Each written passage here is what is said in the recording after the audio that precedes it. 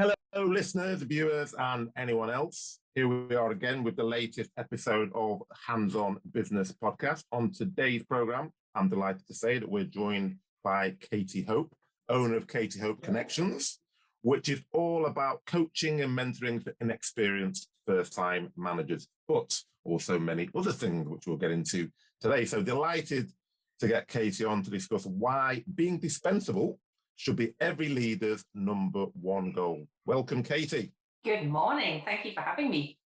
No, I'm delighted you can be on. So what I always try to do is just, I used to always introduce everybody and give them a long intro and go through all their accolades. And I thought, actually, well, I've got the person on, why don't I just ask the person to introduce themselves? So tell me a little bit about yourself and how you started and how you come to be running programs for first-time managers and all the other stuff that you do. A bit about me. It would be really tempting to jump into business first, but I'm going to start with a little bit of personal. So I'm a Northumbrian born and bred, and there appear to be a very big cloud of birds that have just landed in my garden. I don't know if you can hear those. I did hear something. I was wondering what it was. I'm a born and bred Northumbrian. I think Northumberland personally is one of the most beautiful parts of the UK. Very close to the Lake District, and I just love the fact that within 5 minutes of leaving my house, I'm out in rolling hills, beautiful countryside, and that's exactly what you need for a little bit of well-being and mental health care every now and again, particularly in this new work-from-home climate. I have a 20-month-old Springer Spaniel, Charlie dog, who I single-handedly credit with getting me through the pandemic. So instead of sitting in my house 9 hours a day with nobody to talk to, I talk to my dog. Doesn't always talk back, but he listens very intently, which is a great characteristic to have. In terms of business, my main background is 25 years in financial services, Hakeem. Literally working for, I say one organisation for 25 years, but actually it's been 3 organisations. It started life as one bank and inevitably was bought multiple times by other banks. And so it's been beautiful to be able to see the different cultures that come through as each new owner takes on the bank and decides what direction they want to head in. In terms of experience within financial services, it's been 10 years in the treasury function, which was absolutely fantastic. I loved how fast-paced that was. Once you wrapped your head around the eye-watering sums of money that we dealt with on a daily basis, as we're talking billions on a daily basis, but I loved how fast-paced it was, and I loved the people that I worked with. And then from Treasury, I migrated into IT.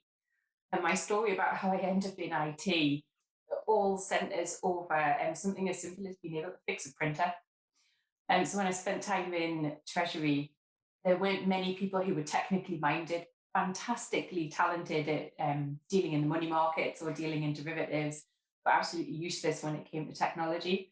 Printer broke in the office, and I was like, how hard can it be? I'll work it out, I'll fix it. And from there, I was earmarked as the IT girl. And from there, anytime an IT project came along, I was sidebarred into getting involved in that. And that's kind of how my career in IT started. I've led teams from about the age of 20. And that's where I discovered what I was most passionate about, was being able to grow and develop people on my team, help them find out what they're great at, help them get better at that, and ideally help send them off onto bigger and better opportunities. I'm a big believer that you shouldn't hoard your talent. Actually, your job as a leader is to grow and create talent on your team, and then either send it off into the organisation or send it outside the organisation, because at some point it may return even more talented than when it left in the first place. And over time, I started to notice that this was a recurring theme for me, that people would join my teams, they would grow and develop, they move off onto bigger and better opportunities, and people would ask to come and work for me because they could see that I would take the time to invest a bit of energy in them and helping them develop. And that's kind of how I got onto mentoring originally. We created, I call it a dating site internally. We created an intranet page where if you were passionate about mentoring people, you could put your dating profile up and people could go on and have a look and decide which mentor it was that they wanted to work with. And there was just something about being able to share your knowledge and your experience, which to them was in a really safe environment. They could speak about challenges they were having with their line manager or career aspirations that they perhaps had outside of the organisation that they wouldn't discuss with their boss. And I'd come and I'd work with them about trying to find goals or actions that would help move them in the direction that they wanted to go. And that was kind of how I first started thinking, I really enjoy this, helping other people grow and flourish, and I want to do more of that. So let me just ask you just a quick one there, because I was really fascinated by that mentoring side. So was that like a confidential thing? So you put your profile on. Do I, as an individual, if I say, oh, I want to work with Katy, does my manager know I'm working with you? You are encouraged to share it. It's not a requirement, but given that you may be missing an hour a week from the office, as it was in those days, it was always recommended that you speak to your manager. And it was actually sold as a great personal development tool. It showed that you were actually proactively taking time to invest in your development, but it wasn't necessary if there was something particular. I worked with one gentleman who felt he'd reached the ceiling in his team and felt really passionately that he wanted to move down to London to a particular company that he wanted to work for, and he wanted a really safe space to explore how we might go about doing that. And I was happy to devote the time to that. Other managers might have frowned on that, I guess, because actually I was encouraging that talent to leave the organisation, but I could see that talent was unhappy. And I can't see the point in holding on to somebody when their heart lies somewhere else. We can't change the organisation that we are. So if that person's already cherry-picked, this is the company I want to work for, it's highly unlikely that we can persuade them long-term to stay with the company. We could maybe throw a little bit of money at them or a little bit of personal development, but they'll always have an eye on, that's the company that I really want to work for. And in that instance, does the manager start asking you questions as well and saying, oh, well, what's he talking about? And if there are any clues? I've not had that instance. I have had managers who pointed their employees to me to say they've just taken on a team, for example, and I think you'd be great at helping them find their feet. But I've certainly not had any challenge back from other managers about the time that I spend working with people on their teams. That's a great. I've just not heard that before. Because I do a bit of mentoring myself, and I've run mentoring programs, and I never even thought about doing that as a proper company-wide program whereby actually people, because normally mentors are often appointed by somebody else, as opposed to actually, well, I don't mind working for that person, or I don't mind working for that person. If there's a bank of mentors who are trained and they know what they're doing, and then I can just go on and say, well, actually, I want to work with that person. That's a brilliant idea. Yeah, I think rapport and psychological safety are really important in a relationship like that. And if you've had your mentor cherry picked for you, the fundamental click that you get when you work with somebody might not be there. And so if you haven't got those foundations to start with, it's unlikely that that individual's ever really going to share anything pertinent that's going to help them move them forward, because they don't feel safe enough or connected enough to be able to do that. I think I'll be definitely recommending that in my next mentoring role, I think, when I go to a business. That's a really, really good one. So I appreciate that. So anyway, that's taken me off the beaten track, but because I didn't know you were going to mention that, so that's good. And so what I was going to ask actually was about that is, because obviously you're doing a lot of mentoring, you do a lot of work with first-time managers and inexperienced first-time managers, which is quite a niche. So why have you focused on that area? Because obviously all managers and all people, need coaching, mentoring, etc. Why have you honed in on that particular area? They're a particular passion of mine because I had such a difficult start in my organisation. So I was fortunate enough to join the local store, so the local bank branch as it was in those days, at 16 when I left school. And within about 9 months, I'd moved into the treasury function. And it was there that I met first boss that I didn't know how to handle. Wonderful gentleman in terms of he had a heart of gold, but his management skills were just off the chart weird. He would his idea when he lost his temper to express himself would be he'd pick something up and he'd throw it across the room, Or if he was incredibly frustrated, he would bang his head on the server cabinets in the computer room. And as someone who's incredibly young and in a really enclosed environment for a good maybe 6 or 7 months, there was just me and him in one office together. So there was nobody to kind of witness what went on. I had no idea how to handle that situation. I'm sat at my desk dodging stuff that's getting thrown around, being told repeatedly that the work that I'm doing's not necessarily not good enough. It was more the really subtle and non-verbal communication. It would be the tuts when you asked a question. It would be the sigh when you said, "I need some help with this." Okay, let me go through it again. And I got the real sense that I wasn't good at my job. And I just found this gentleman incredibly intimidating, to the point that I would cry on the way to work in the morning because I knew I had to go to work. And then I would cry on the way home from work because I was just so relieved that the day had finished. I spoke to my director several times about it. He would be like, "I'll have a word." And whether he did or he didn't, I'm not quite sure, but nothing ever particularly seemed to change. And it just made me incredibly miserable. And having not experienced many bosses previously, I had no idea this wasn't the norm. That this wasn't the sort of thing you had to put up with in an office environment. And the turning point for me came when he lost his temper over, thankfully wasn't anything to do with me that day. Lost his temper one day. He picked something up off his desk and he threw it, and it must have missed me by a hair's breadth. And at that point, I just saw complete red. I got up, I left the office, I marched over the road to where my director was. I burst into his office, told him what had happened, and said, "You don't do something about this, and next time something like that hits me, I'm going to see the fucking arse off this organisation." And I walked out the office, put my coat on, and went home, convinced I'd just basically quit my job. In my head, that was what had happened. It got dealt with. And their solution to the problem, Hakeem, about 3 months later was they created a more senior role and they moved me into that role. So I effectively became my boss's boss. Oh dear. That's what could possibly go wrong? What could possibly go wrong? But it gave me, when I look back on it now, it gave me a really clear sense of how I would never manage individuals. So actually now, years later, I can see how character building that was, amongst the many other things, because it gave me that sense of purpose that no one that works for me will ever experience what I experienced as a young starter. And so I made it my mission to give everybody the best first experience that they possibly could.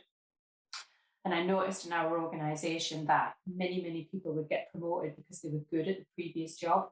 So if you were a phenomenal technical specialist or you were a brilliant SME, the only route to progression was to move into leadership. And at that point, all help disappeared. So nobody showed them that actually human beings are diverse and they're complicated, that there are different ways that you can communicate, the difference between reward and recognition, the difference between empowerment and micromanagement. And so you'd see these people move into these roles and you'd just see the dynamics of the team change, because they weren't comfortable in the new role that they'd been given, and the team weren't comfortable because they weren't comfortable. And so for me, my early experiences basically gave me the mantra that nobody should have to put up with shit leadership. So that's why I feel quite passionately that if you catch people at the start of their leadership journey, then it almost has that ripple effect out across the pond. You drop a little stone in, and all those positive leadership ripples head outwards. The next generation of leaders they'll hopefully raise them in the right way and give them the right knowledge and the right support. And then the next set of leaders that they raise, and on and on and on it goes. That's very interesting, because I'm listening to what you're saying, and I know, because we're talking about management, and you're using it interchangeably with leaders. So that's a really interesting way that you view it, because you keep talking about leaders, where most people will talk about managers. So are all managers leaders? Absolutely and not. If they're not, what's the link between the two? What's the link between the two? A manager to me is somebody that makes sure the day-to-day job gets done. All the boxes get ticked. All the work's produced at the end of the day. and they can look their boss in the eye and say, we've met our targets, or we've achieved all the work that you've expected of us. Leadership is that next step forward in terms of it's seeing and caring about your individuals. It's about giving them meaningful work to do that plays to their strengths. It's about looking outwards, upwards, downwards. It's looking in all directions about what can I do that makes the biggest impact on my team, on my department, on my organisation. And whereas for me, a manager is just looking insularly in terms of I have a job to do between 9 and 5, and that's the job that I need to get done. And for me, that's the difference. A manager doesn't necessarily care if their team feels valued or rewarded as long as the work's getting done. A leader will absolutely 110% care. And so do you have to be a good manager to be a good leader and vice versa, or are they de-linked? I'd like to think they're de-linked. So I have a belief that if you are a great leader, you could be dropped into a team or a function that you know absolutely nothing about and still be able to lead that team effectively, because you don't need to know about the nuances of the day-to-day work, because you should have or be growing brilliant people that do that thinking for you. Yes, you need to understand it to a reasonable level, but not down into the detail, or you may as well just be doing the job yourself. Yeah, so you're almost saying a manager is more kind of task orientated. Yes. And a leader is more, I don't know, what visionary orientated. The more looking at a bit further out, and how do you bring people to coalesce around particular idea, vision, so that you've actually got a highly functioning organism rather than just individuals doing different jobs that actually then allow you to achieve your goal. Yeah, it's almost like looking at that. People sometimes talk about that helicopter view. You know, a manager will be either on the ground or hovering at 100 or 200 feet watching what's going on. A leader could be up at 1,000, 5,000, 10,000 feet, seeing a much bigger playing field and trying to anticipate where they think they need to be, where their team need to be in 6 months, 12 months, 24 months time, and planning for that. So, and it's interesting because earlier on you were talking about leadership, and what you were doing when you became a leader was all around developing talent, hiring talent, and making sure, I think this is what resonated with me, not holding talent back, which is something that I've seen quite a lot in my career, where people sort of say, oh yeah, but they're a great salesperson. You don't want them to become a manager or go off and do something else because, we'll lose a great salesperson. So just talk to me about that, because lots of people do that and they think it's good for the business. That, oh, and I'm going to hold them where they are because they're great at that job. Why do you think that's not a good idea? It's a good idea in the short term. You absolutely want to grow that talent and give them the opportunity to showcase how brilliant they are in that job. But over time, people's worlds start to shrink. So, that salesperson may look and think, I've been doing this job for 12 months. I can do it with my eyes closed now, and I'm not getting anything that I hold in high regard, or that I find challenging, or that I feel valued for, because for them it's become same old, same old. So that if we used it as a comfort bubble, that comfort bubble is getting smaller and smaller and smaller, when actually you want to be expanding that comfort bubble for people. And there is a very subtle line between pressure and too much stress. You've got to find that balance for people, but you always want to be giving them new experiences, giving them new types of work to do, not keeping them on their toes, because that makes it sound like you're making them really uncomfortable. But as human beings, we want to be mentally stimulated, and we want to know that we're adding value, and we want to know that we're doing a good job. And if you can do that job within half of your day, because you've become so good at doing that job, what do you do for the other half of the day to feel like you're adding value? So for me, I was always looking for ways that I could take work that I did and give my team the opportunity to get involved in that work, because ultimately over time that freed me up to do work for my boss. And it keeps it interesting for the team. And that's not that. Don't get me wrong. I don't want to broad brush everybody, because being stretched continually is not for everybody. Some people love the fact that they master a particular job and they become 110% great at that job. And we absolutely need people like that. I would hate to work in an organization where everybody on the team changed continually. That would be really hard to stay on top of. But for the most part, people want new experiences, they want development, and they want to continue to add value. And if you tie your talent down, over time they start to look elsewhere. So they're looking for something else. I was going to say, so in that example, because that's a very common example where you've got somebody, well, not always that common, depends on the company, but it's a common example in lots of companies I worked in, where you've got somebody who's doing well, and you're giving them more development, and you're giving them more responsibility in that way. So how do you marry that up if you're in an organization that can't give you more money and can't give you a different position? So there's that risk, isn't there, that people think, oh, they're just giving me loads and loads more work, but I'm being paid the same, I've got the same job. But yeah, so how do you get around that sort of challenge? If it's work that they hold in high regard, Hakeem, they don't see it as being given more work to do. So if you really understand the people that work for you, so for example, I had somebody on my team that was super passionate about charity work. And as an organisation, that was an area we were starting to move into, that we really wanted to build ties with the local community. And so we introduced the opportunity for people to spend 2 days a year going and doing charity work, or getting involved in fundraising internally within the organisation. And that really floated the boat of that particular employee. So I found the time for them to be able to go off and run fundraising events within the company, or go off and allocate their 2 days into 4 half afternoons to go and paint the local community centre, or get involved in the cat and dog shelter. And actually, because they held that work in high regard, although it meant that they were incredibly busy because they still had the day job to fit in, they found a lot of value and a lot of reward in that work. Whereas if I'd given that to somebody else on my team, they would have absolutely felt really hard done by, because it didn't interest them. It wasn't something that they were passionate about. So whilst they would have been just as busy, they'd have viewed it completely differently. They'd have viewed it as a kind of, believe I've been given this to do, have I not got enough to do? Whereas the other individual was sat going, this is brilliant. This is exactly the sort of thing I love to get involved in, and I'm happy to make the time for it.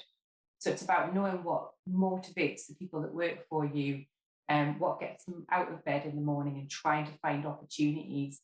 I think a lot of leaders sometimes feel that they can't reward or recognise their people on their teams because they don't have a budget, or pay rises aren't something that they have control over. But there are so many other ways that you can give the people that work for you value and reward that doesn't necessarily involve monetary reward.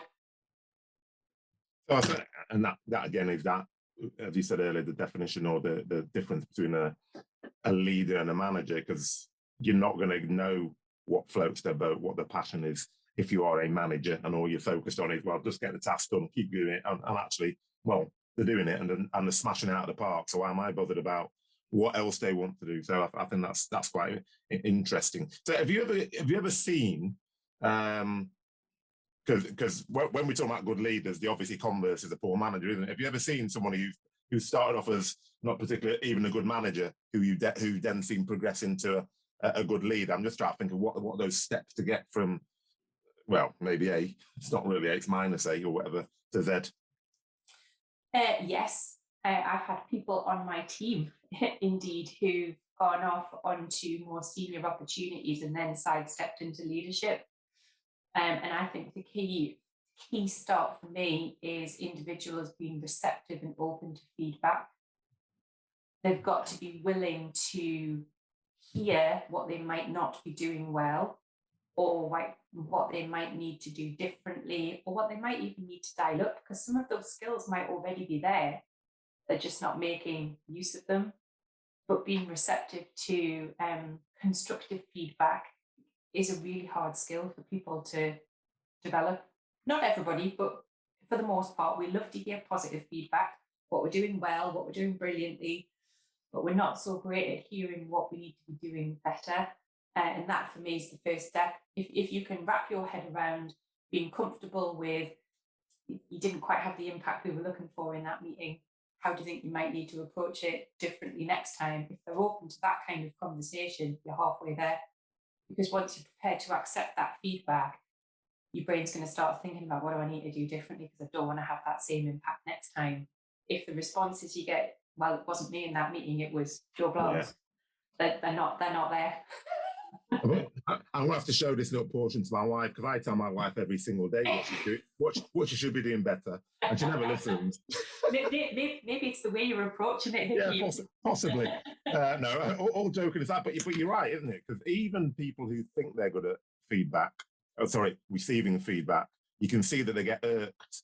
And actually, I had a really good manager. I'm still in contact with him, and he was a great leader.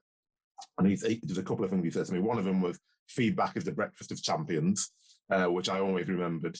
And then I remember him telling me a story. I don't know if it's a story, but I think he just said to me, he said, I'm not going to try and motivate you, and I'm not going to try and, demotivate you. I'm just going to tell you the truth.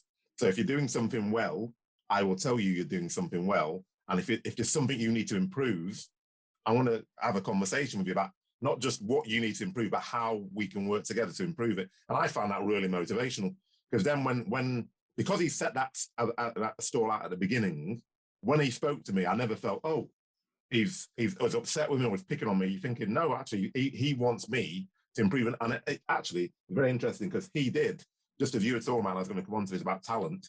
I remember having a conversation with him because I worked in an outsourcing agency, and I'd worked for 2 companies there. I'd done very well in those companies, and then I wanted to then get into mainstream pharmaceutical healthcare.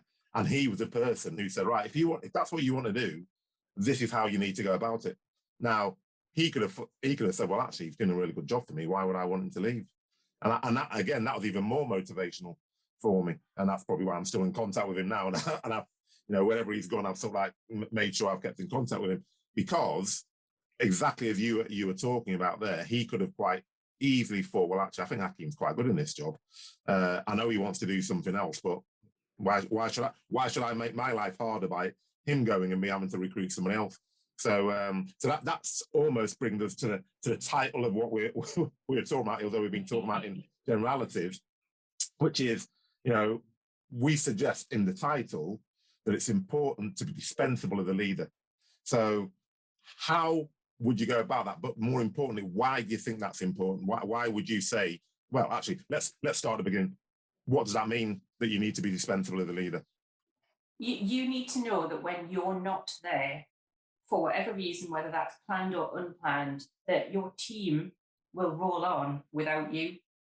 And that's a really hard thing for some managers/leaders to wrap their head around. There's that natural fear as human beings that we want to be needed and we want to be valued.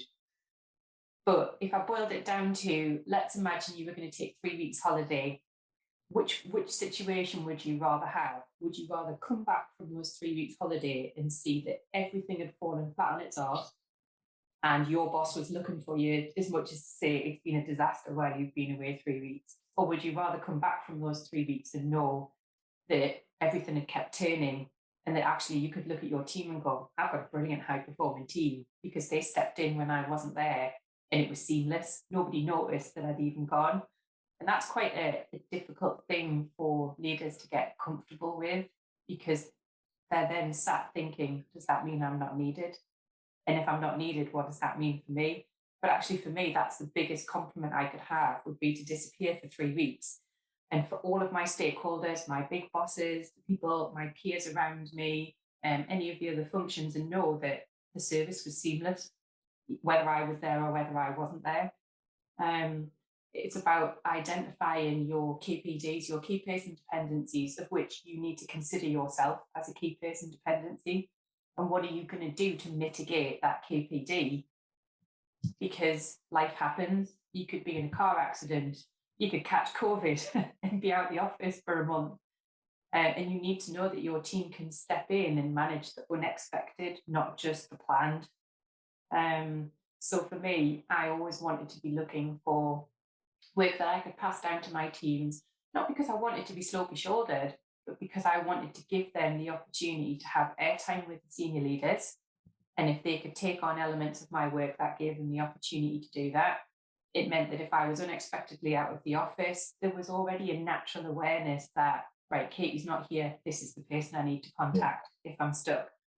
And it freed me up so that when my boss, in his loving way, would pop along and go, we've got this new project that needs to be delivered in a month's time and I need you 110% on it. I'm not sat going, where the heck's all my work going to go? Because I haven't spent the time showing my team how to do my work. I can just rally my team around and go, right, we've had the latest JFDI. Do I need to explain what a JFDI stands for? We all know. Which means I'm going to be missing for a few weeks. Are you good to take that? Yeah. Are you good to take that? Yeah. Can you take that? Right. Here's what's left. Can we have a conversation about who's gonna own this? And it just works, and it shows for me. It shows to your bosses that you're a really great leader and somebody that should be considered for your next step up. And that actually they're not sat doing the conversation that you've already described, Hakeem, where they're a brilliant salesperson and I can't afford to let them go. I wouldn't want my boss to be sat there going, well, we'd really love to promote Katie into that position, but who's going to do her job when she goes? And it's almost part of a continuum, isn't it, the way I look at it? Because firstly, it's like you get to a senior leadership level and then people think, oh, well, you've arrived, you don't need to be developed anymore. You're like, well, hang on. Well, I've always wanted to be developed. Why would I not want to be developed any further? And if you want to be developed further, you can't be developed further if you're just left doing that same job, which is the same at every level. And then it's, well, okay, so if I'm not being developed, well, I'm still going to develop my team, but where is there for my team to move if I'm fixed in that position? I want to be there for the next 30 years. And so where's the succession planning? And then we've discussed it before, there's no issue with people leaving the business, but if you want more of the good people to stay in the business than leave, and if you can develop them within the business, that's obviously better for the business than them going, although sometimes, and we can talk about that, it is better for them to go get developed and then they might come back if they've had a great experience and they come back with a lot more experience and they enrich the company even further. And then the last thing I was thinking was, just based on what you said, it's also very hard to have a helicopter vision if you got to a level and then you're stuck in it and you can't then raise your level because it's like, oh no, I need Hakeem or Katy in that job because if anything happens to them, what's going to happen to the rest of the team? So it's a really nice way that you explain that. So why don't more people think like that then? Because most people in businesses, most people as a leader, they believe that leadership or good leadership is demonstrated by how things fall apart when they're not there. Because they say, look how invaluable I am. I went away for 2 weeks and everything fell apart. Great, fantastic. Don't worry, I'm back now. I'll sort everything out.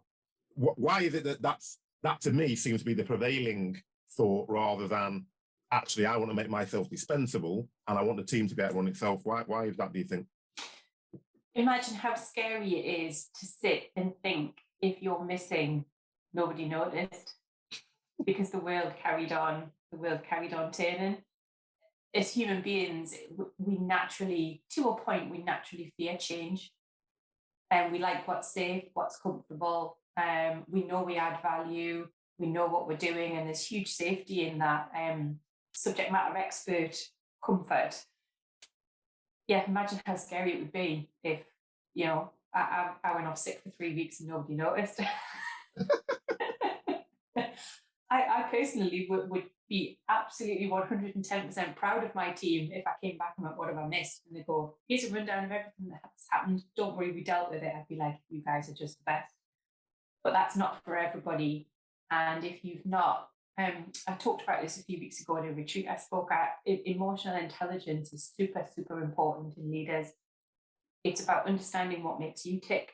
It's about understanding what you value most in the world, and then being able to turn that lens out to your team and understand what makes them tick and what they hold most valued in the universe, and finding a way to get comfortable with change. But unless you understand yourself to a reasonable emotional level, you'll never understand how you're going to make yourself comfortable with change. Because there's that lovely, what would be a good description? I'm a huge adrenaline sports fan, so I love skydiving, bungee jumping, anything remotely scary. So it's that point where you're stood at the door to the aircraft and deciding whether you are or aren't going to jump out of the plane. I know 110% once I'm out there, I'm going to have an absolute blast. I'm going to love plummeting down through the sky at 150 miles an hour. But there's still that hesitancy about, can I throw myself out? What happens if the parachute doesn't open? What happens if, I don't land properly and I break my ankle? And for a lot of people, they'll pause. That's where they'll end. They'll pause at the door to the aircraft and go, I can't do it because the unknown is really scary. Mm. If you know yourself well enough, you can look a couple of steps beyond that scariness to the end outcome, which is when I land at the bottom, I'm going to be, this was brilliant. Can I do it again? But if you haven't done the work, you can't get yourself out that airplane door. So it's about doing the work, isn't it? It's about the preparation. It's about understanding yourself, understanding what is you're trying to achieve. And I suppose if you're trying to achieve building a team and building an ethos where people not are interchangeable, but can do different roles, can function at higher levels, then you're going to try and build that into your day, your day-to-day. Whereas if you're all about yourself and it's just about, well, I want to be known as Billy, I was going to say, not no mates, the other Billy, Billy Big Balls, you're going to have a different way of working. You're going to hire different types of people, and even if you get the types of people that want to grow, they're probably not going to stay in your team for very long. And I was going to use an example which many people will probably find very odd, because I'm a very big Manchester United supporter, and obviously as a Manchester United supporter coming from Manchester, we obviously just have to hate all things Liverpool. Now, Liverpool, however, if I look at Liverpool, not now, but back in history, where they started to become a great team with Bill Shankly. Bill Shankly, I think, took him. So I apologise to any Liverpool supporters if I get any of your history wrong. Don't really care, to be honest. But I understand bits of it. So they had a manager called Bill Shankly. I think he was in the 60s. They were in the first division, which is now they're in the current championship. So they're in the second division. He got them promoted to the first division. He then won the first division, and they then went on to be quite successful. He then retired, and everyone was like, "Oh, well, Shankly's gone. What's going to happen?" And then Bob Paisley took over, who was, I think he was a coach or an assistant. He took over and was more successful than Bill Shankly. Bob Paisley then retired. And then Joe Fagan, who was I think he managed a boot room or something like that age, he took over and was not quite as successful, but still very successful. Then he retired, and then I think Kenny Dalglish took over as a player manager, and he won the league. And everyone's like, that's like 20, 30 years, several different managers. But because they had a methodology and they obviously developed people, it continued on. Now, when I compare that to my club, Manchester United, Alex Ferguson's left and it's fallen to pieces. Now, my question is, and everyone says he's the best manager ever, but is he a good leader? Because I can't see how you can describe him as a good leader that the minute he leaves, so the season he left, he won the league by 12 points, I think, with exactly the same team that was there the next season. And the next season, we were sixth place. I'm still trying to understand how's that possible if you are a good leader, because that means you've built no infrastructure, you haven't done anything, and it's a cult of Alex Ferguson. As soon as he's left, Fergie's not here. We can't do anything. Yeah, he was the glue that kept that team together, when actually he should have been circling around the outside and creating a I don't know what the right word would be, a hive. Mm. So that no matter who dropped in or dropped out, it was seamless. So would you describe that? I think I know the answer. Would you describe that as good leadership? Because he talks around the world, Harvard Business School on leadership. He's got leadership books. But I keep looking and thinking, but if that good leader, I'm conflicted because I love him, obviously. But it's like, is he a good leader? And it's maybe too difficult to categorize him as good or bad. Because like you, I see someone who's hugely inspirational. He can tell an incredibly great story or paint an incredibly good vision that gets people galvanized behind him. But he's still leading the charge. Yeah. And for me, your leader almost wants to be off to one side. You've painted the picture, you want to get out the way and let the rest of the team work out how they're going to get there. So you set the direction, but you don't set we're going to go from A to B to C to D. You allow the team to decide how they want to get there, and they might meander, and they might misstep a little bit, and it's your job to be there to help catch them. But you've got to help them find their own way. Or when you leave, they're all sat going, well, are we going to B? Are we going to C? Where are we heading? Yeah, and it may well be because I do love the man, so I might just make an excuse for it. And it may well be because he left, and then one of the, I think the chairman, was he the chairman? I can't remember, chief exec left at the same time. And then David Moyes came in and brought in his whole team. So that may well be because you've completely changed the infrastructure. But my view would be, well, how has that happened? Because sure, if you've built an infrastructure around it and people understand the infrastructure, and the other thing that I always reflect on is I can't think of one of his players who's become a good manager. They've all moved into management roles. Roy Keane's done it. He's now a pundit. Gary Neville's tried it. He's now a pundit. All the players who've tried to get into management have never been successful. And you're thinking, I just find it fascinating from just like a leadership and management perspective. So he left the club and it fell apart. And not one of his players, who have been some of the most successful players over the last 20 years, working with the most successful manager, and not one of them has been able to go in and manage a club at any real level to any success. And you're thinking, what was going on then? I find it really fascinating. He saw that each of them had their individual specific part to play, and that was the part that they played. And that takes us back to the beginning. That's almost like, well, he was a very good manager. He was that's really about management, isn't it? Rather than, it's like, well, I can be very successful by getting them to do that, and him does that, and she does that, and etc. But actually, he's never really built anything because there is no legacy. His legacy is what he did in the past. It's not look what's happened, which is what we were just talking about. Look what's happened since I've gone away. I built such a fantastic company that it's just, without me, it's just gone on and on and on and on, which is what Liverpool did, sadly, and what we have failed to do. So that's a slight digression, but I'm looking at, I'm fascinated with football and management and the leadership of it, because there's so many parallels to business life when I look at, and it is now just fundamentally a business. So I'm really fascinated to see, how that sort of works in that world. So in terms of flipping it back to the business world, what are the key steps in achieving this nirvana where, you've got a team of motivated individuals that you're trying to dispense with your services so that you can move onwards and upwards or out, and you've got people coming up behind you, and you're not trying to restrict talent. What are those steps? If you said, like, you need to do these 3 or 4 things, what would they be? You would definitely need to know your team well.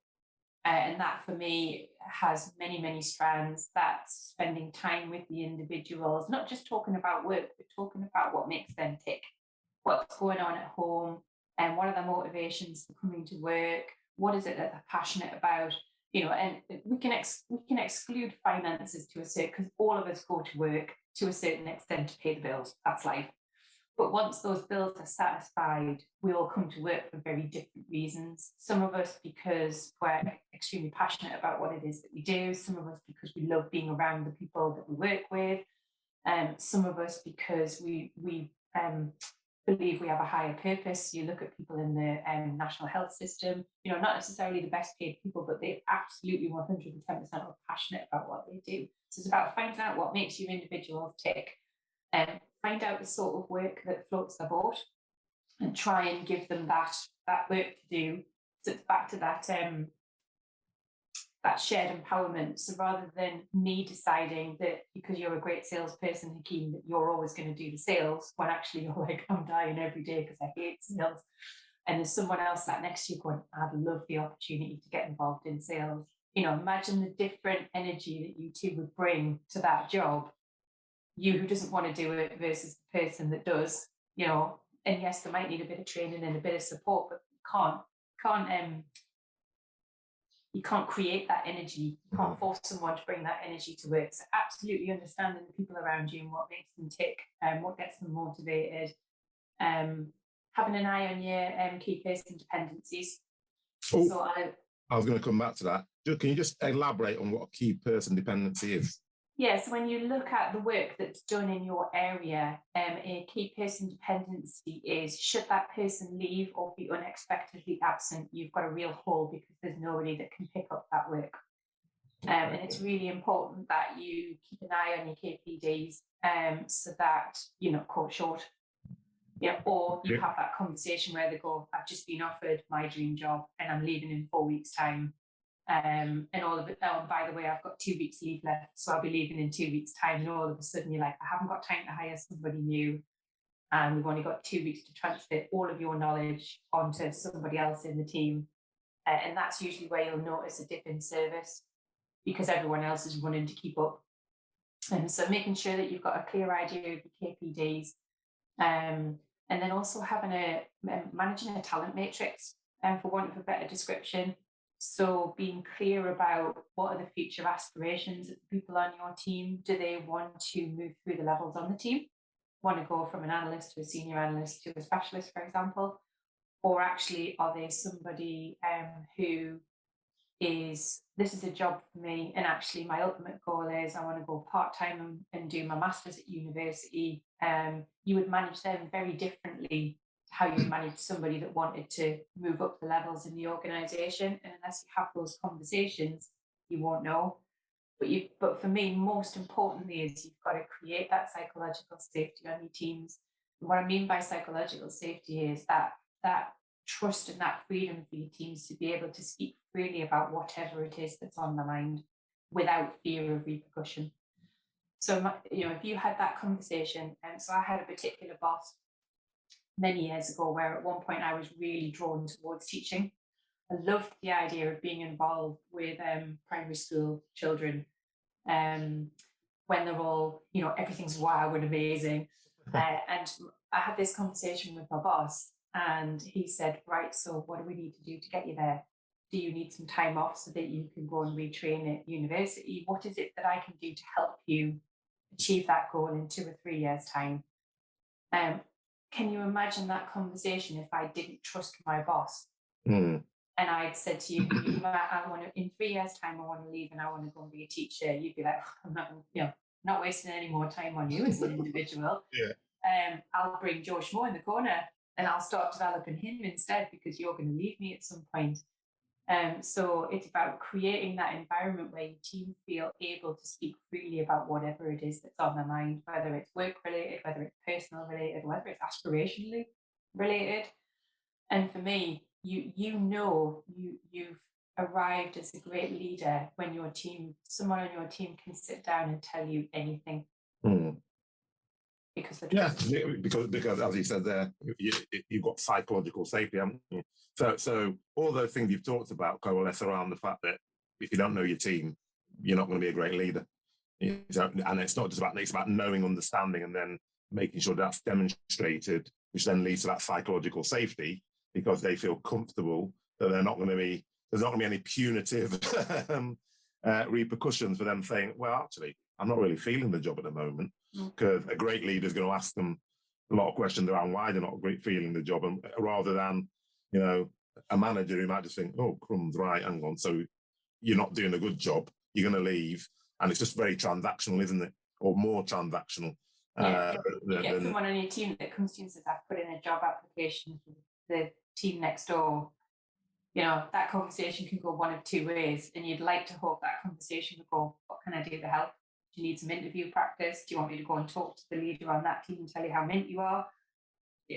Or I'm going to go and have a quiet word with that manager and tell them you can't have them because that's absolutely going to decimate my team.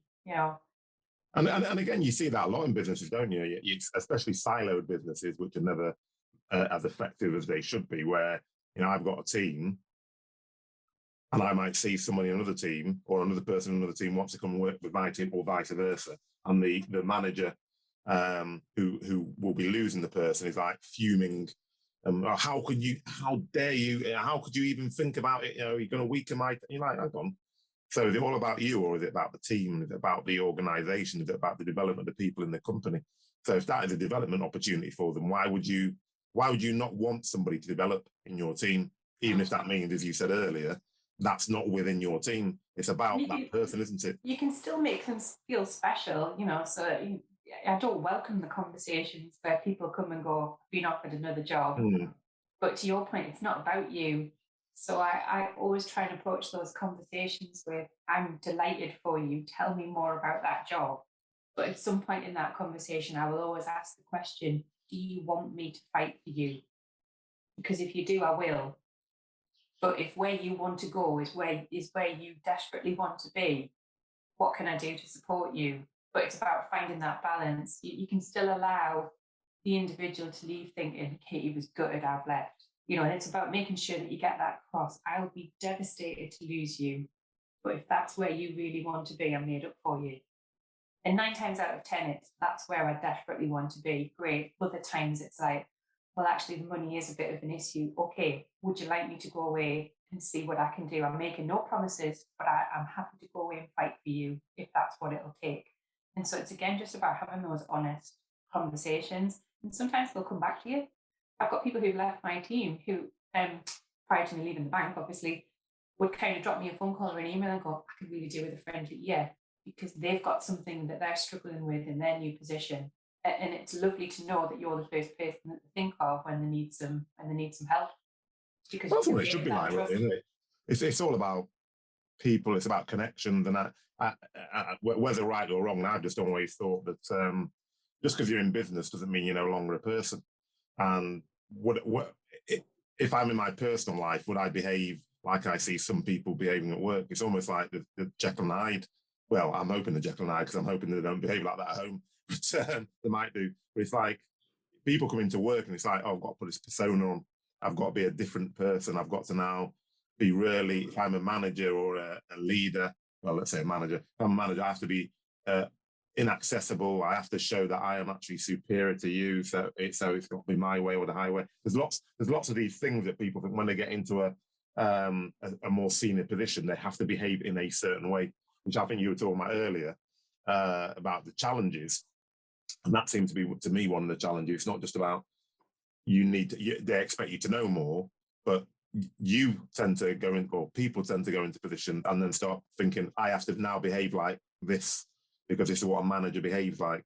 When I think, and to a point, I guess when I started doing my leadership development, I was fortunate to work for an organisation that invested a lot of time and money in that. I really struggled with that. I think the words I used with one of the first coaches I had was, I feel like I'm being asked to be somebody that I can't be. And he said, I would reframe that, Katie, and I would say, what I want you to be prepared in your toolkit is having the right Katie for the right situation. So being able to get whatever persona it is that you need that's still authentically you, but be able to pop that persona on depending on the situation that you're facing. And once he explained that to me, I was like, I get it. It's not that he's asking me to be somebody different. He's wanting me to be able to have a multitude of different skills and attributes I can dial up or dial down depending on the person that's in front of me. And that gave me a lot of comfort that actually I didn't have to change who I was as an individual. I just had to learn a few more skills. Yeah, no, I think that's very important. So give me the best advice that you've ever been given. So actually, let's start with that one.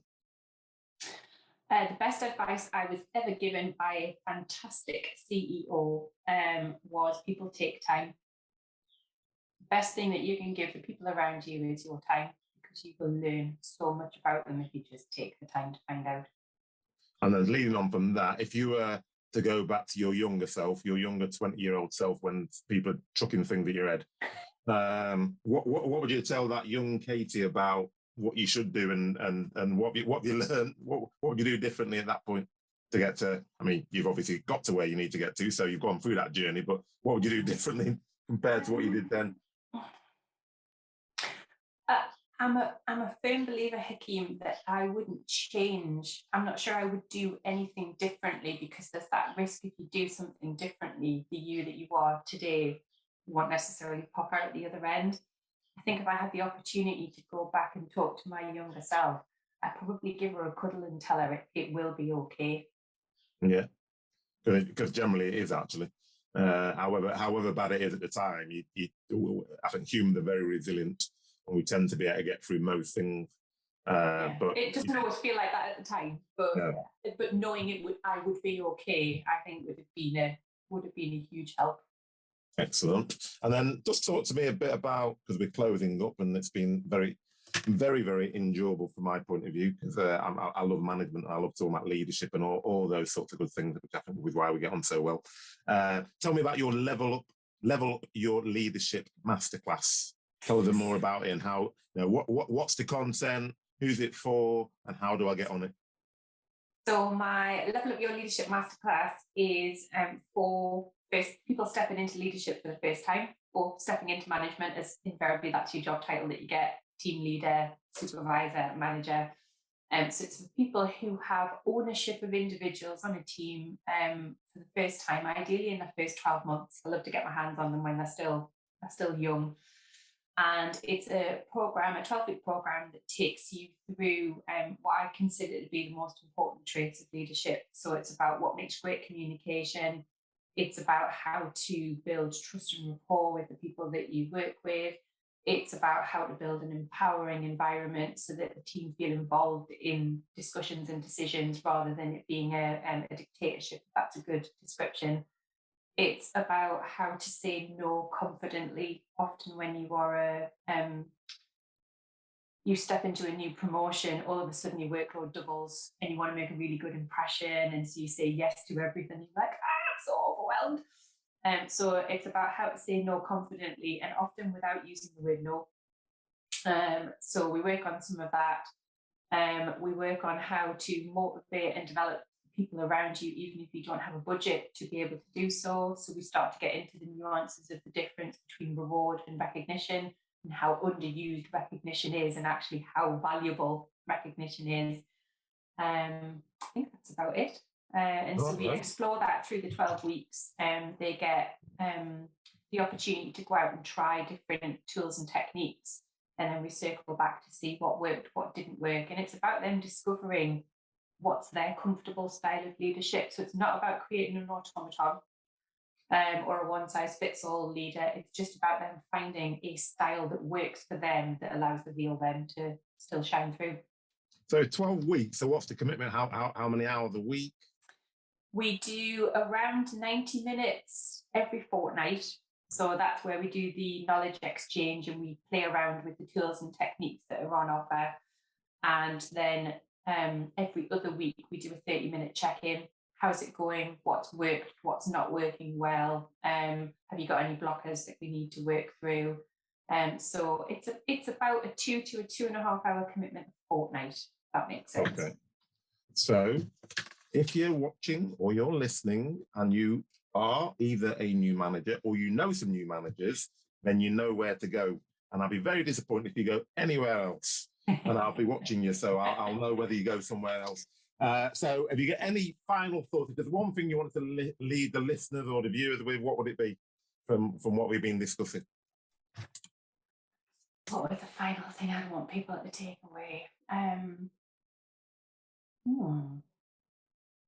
My sentiment would be we spend an awful lot of time with the people that we work with, and that time that we spend should be fun and enjoyable. So if you want creating a fun and enjoyable environment for the people that you lead, change it up. Oh, I like that, yeah. You might see that on LinkedIn in the not too distant future. You're going to steal that. I mean, that's fantastic. No, it's just so true, isn't it? It's like, why are you going to go to work and not enjoy yourself? It just doesn't make any sense to me. You want to enjoy it, and it's like, you do just see so many serious people in the work environment. And because I remember when I was, and this might not make the whole thing, but I remember when I was first time out, because I was in a company that had lots of management training actually, so I was very, very fortunate, and so were all the people who were on the management training with me. But I remember going to one of those sessions and someone saying, "You're a very funny guy, but you need to be more serious if you want to be a manager." And so, for a period of time, I was, and it was just horrible. It's like being in a straitjacket. Because you're like, when you got those uncomfortable silences and you're thinking, I could pause that, you just break that with a bit of a levity and a joke and etc. And I stopped doing it. And I remember someone saying to me, what's happened to you? You seem to be very different. And I thought, yeah, you're right. And I just, as you said, I changed it up and I just went back to myself. And sometimes it was really uncomfortable for you as well. It was horrible because you're sitting there thinking, that's quite a funny moment that something needs to be said there. And you think, no, I'm not going to say it, not going to say it. And then you go to meetings and you're like, this is so boring because you're just talking about all the stage things that you're going to go through. And you think, well, I want to enjoy myself. Why can't we do something a bit more fun? Why can't we just now now when I do lots of meetings and we'll just go for a walk or we'll just go to a coffee shop or whatever. I'm just always trying to change the environment that you're in. So you're not just sat there in an office looking at each other talking about work. It's just like, well, what's the benefit of that then? Because as you said, when you go back to, what's a leader and getting to know your people aren't coming to work just to sit there and work. They want to enjoy themselves as well. So if you can't create that fun environment, as you said, you're doing something 5 minutes goes an awful long way. Just have a bit of banter or a bit of a laugh, and then right, okay, guys, time out. Come on, we've got to get back to it. But that 5 minutes just lifts the energy of the team. That's it. So thank you very much. Thank you very much for giving me the opportunity. I loved it. It's been as enjoyable as I thought it would be.